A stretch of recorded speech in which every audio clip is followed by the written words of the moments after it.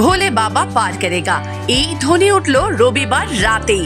চলতি বছর শ্রাবণ মাসের আজ তৃতীয় সোমবার, তাই বাবার মাথায় জল ঢালতে মেতে উঠেছেন ভক্তরা। আবারও দেখা গেল সেই ভক্তদের আমেজ। কচি কাঁচা থেকে বুড়ো বয়স্করাও মহাদেবের মাথায় জল ঢালতে এক খুশির মেজাজে। তারই সাথে পুণ্যার্থীদের সুরক্ষা বজায় রাখতে পরিদর্শন করলেন বল্লভপুর পঞ্চায়েত উপপ্রধান।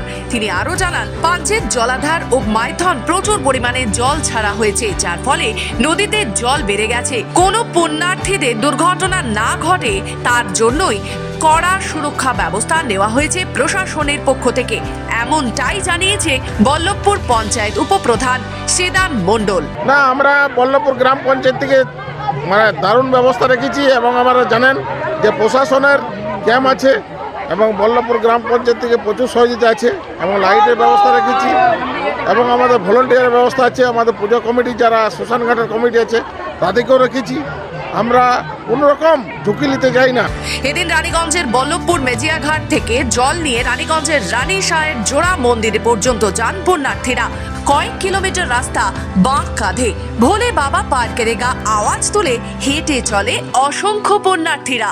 আজকের দিনটা অনেক শুভ এবং কালকের দিনটা অনেক শুভ। আজকে জল তুলে নেওয়া হয় নদী থেকে আমাদের 12টার পরে, সোমবার পরে, তো যে পরে ওখানে জল ঢালা হয় বাবার মাথায়, তার জন্য এটা পবিত্র, অনেক পবিত্র দিন সোমবারটা, তার জন্য আজকের দিনটাই বেছে নেওয়া হয়েছে। তো আজকে এই জল তুলে কতটা পথ অতিক্রম করে কোন মন্দিরে গিয়ে ঢালা হবে? আমরা রানী সাহেবের মন্দিরে যাই এবং জোড়া মন্দির যেখানের নাম, তো এখানে যেয়ে পরে আমরা জল ঢালি। পুরাণ মতে শ্রাবণ মাসে সোমবার শিবের জন্মবার, তাই শ্রাবণ মাসে প্রত্যেক সোমবার কাতারে কাতারে ভক্তের সমাগম হয় জোড়া মন্দিরে। দামোদর নদী থেকে তোলা জল কয়েক কিলোমিটার হেঁটে গিয়ে বাবার মাথায় ঢেলে পরম শান্তি পান ভক্তরা। রানীগঞ্জ থেকে সমীর বাদ্যকরের রিপোর্ট, খবর বাংলা।